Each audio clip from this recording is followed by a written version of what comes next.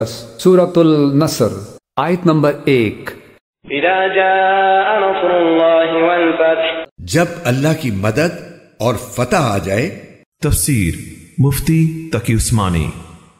اس سے مراد مکہ مکرمہ کی فتح ہے، یعنی جب مکہ مکرمہ آپ کے ہاتھوں فتح ہو جائے۔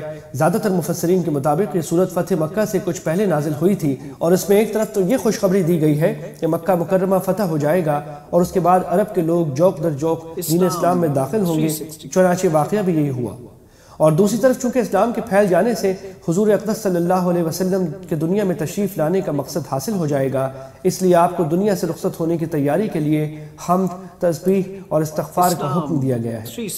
جب یہ صورت نازل ہوئی تو اس میں دی ہوئی خوشخبری کی وجہ سے بہت سے صحابہ خوش ہوئے، لیکن حضور اقدس صلی اللہ علیہ وسلم کے چچا حضرت عباس رضی اللہ تعالی عنہ اسے سن کر رونے لگے، اور وجہ یہ بیان کی کہ اس صورت سے معلوم ہوتا ہے کہ حضرت صلی اللہ علیہ وسلم کے دنیا سے تشریف لے جانے کا وقت قریب آ رہا ہے۔